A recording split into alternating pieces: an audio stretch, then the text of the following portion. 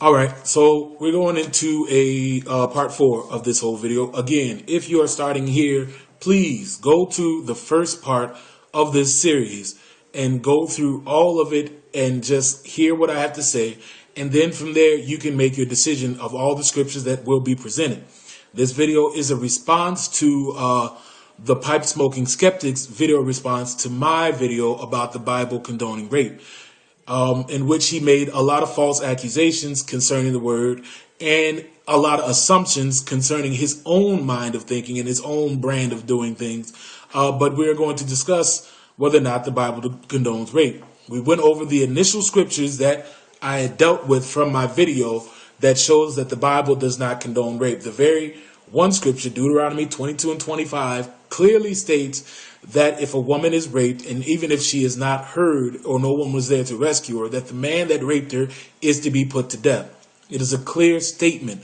So therefore, anyone that can go further into this and insinuate or pursue the notion that the Bible is condoning rape would be in error in light of that one scripture. And that's what I was saying in my video. In light of this one scripture, you cannot say the Bible condones rape, because anyone who rapes a woman is put to death. So, sorry, it's nowhere in there where you think that these women can be raped and then be made to use as tools or forced to marry their rapists. As I said in the last part, they were not forced to marry their rapists. They were to marry the people who they slept with outside of marriage.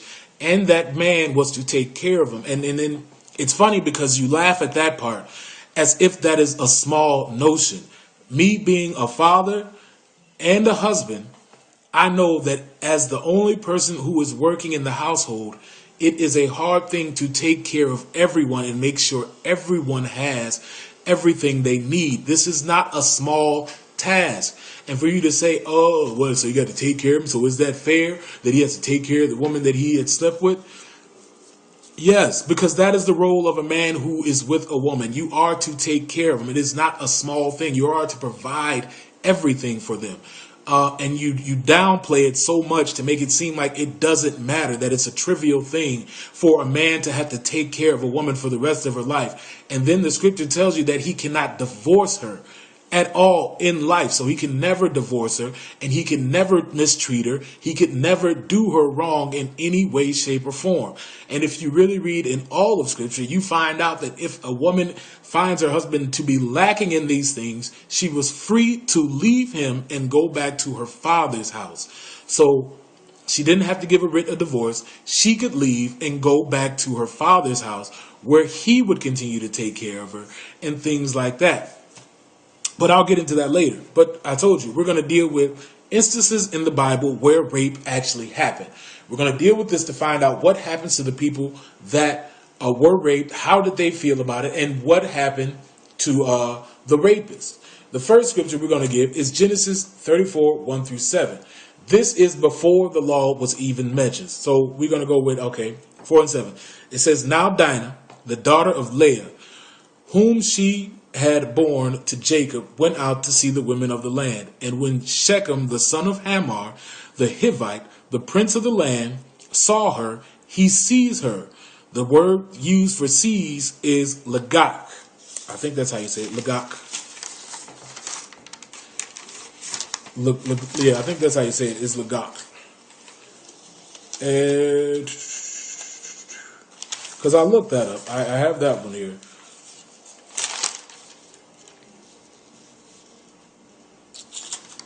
But I can't seem to find it in my notes here.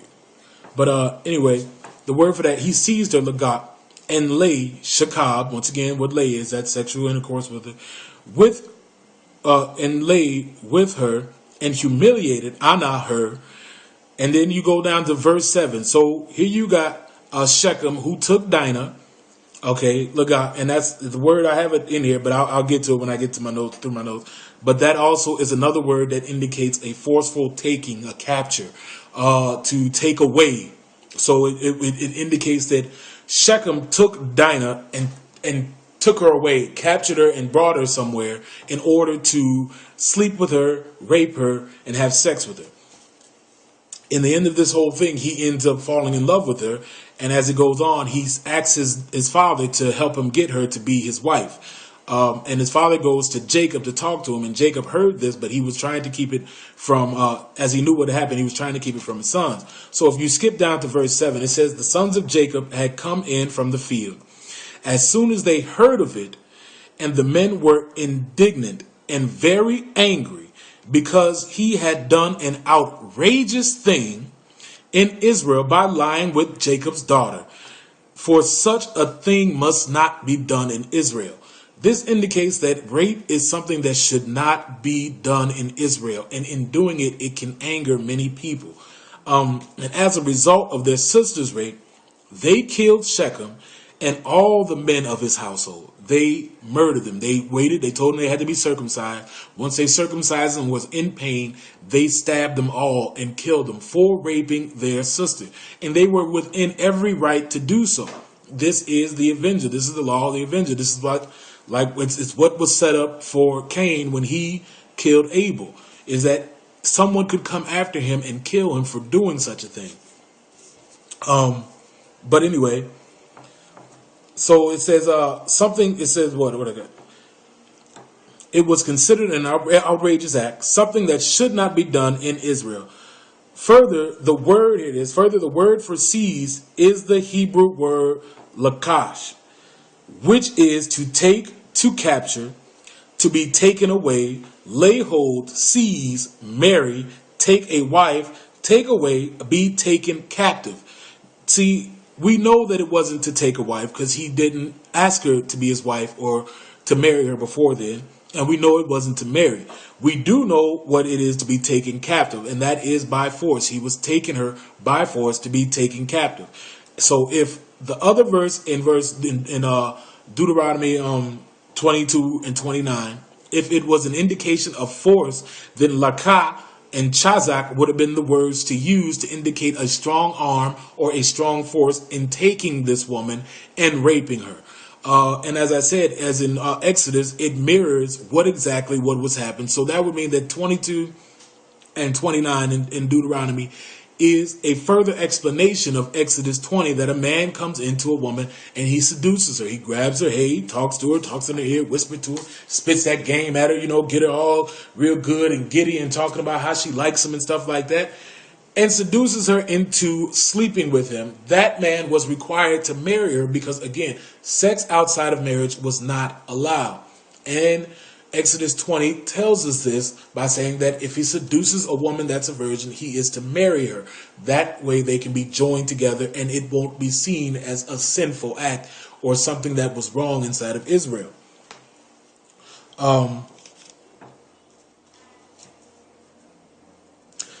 The next one we have in Judges. In the Judges account, it shows how a priest was a coward in the actions that had taken place. One, it shows automatically off the rip at the beginning of Judges 19 how the concubine didn't like the things that her husband was doing, so she left her husband and went back to her father. She didn't get in trouble for that. She left him and went back to her father because she didn't like the way he was doing things, or she was unfaithful to him, it says. She left. He came to her father's house and pleaded and begged with her to come back with him. Okay? So again, this is an indication that women were free to leave if their husbands were not providing for them or doing the things that they needed to do, and to go right back to their father's house where they were. So this leads to a lot of other things of people saying how women were treated unfairly or treated as property. But I'm going to deal with that also. So it says, if you go to 19 and let me see, 19 and 25, it says, but the men would not heed him. So the man took his concubine, brought her out to them, and they knew her and abused her all night until morning. And when the day began to break, they let her go. As a result of this action, as a result of this rape, she died.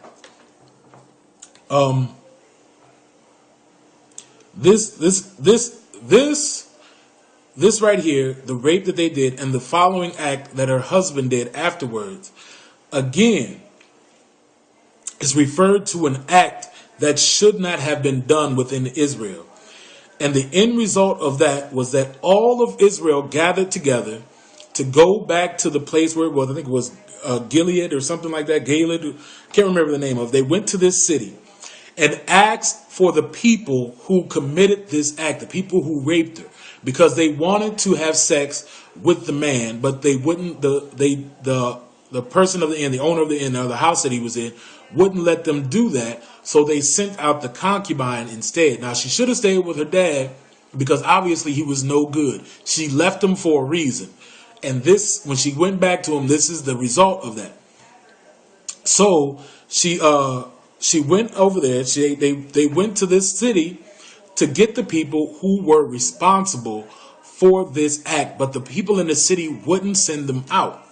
As a result, all of Israel stood in arms against the city to destroy the people that were in it and kill them. They were not allowed to get away scot-free. Again, no one in here, whoever rapes anyone, gets away scot-free, and they are not forced to marry the person that raped them. The person that rapes them ends up dead. The last occurrence that we're going to go is from 2 Samuel, chapter 13, verses 10 through 22. And we're going to start somewhere in there where it says, he, Amnon, took hold of her and said to her, come lie with me, my sister.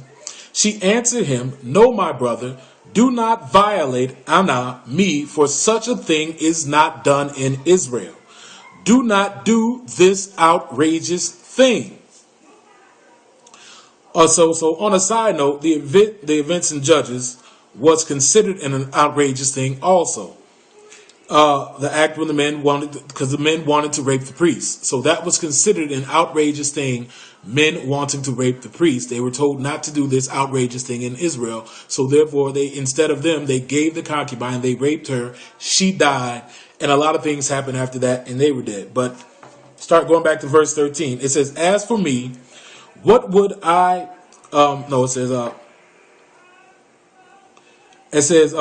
yes, come lie with me, my sister. She answered him and said, no, my brother, do not violate me, for such a thing is not done in Israel. Do not do this outrageous thing.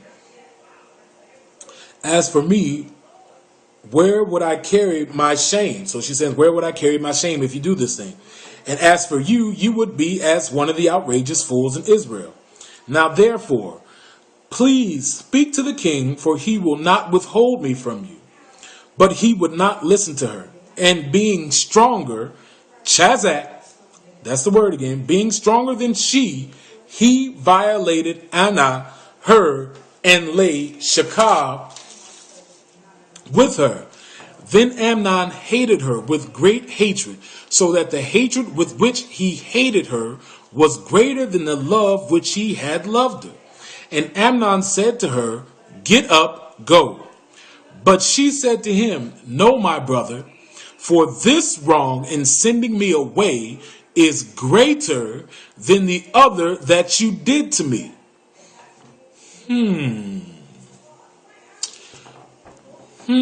So she acknowledges that him sending her away was greater than the rape.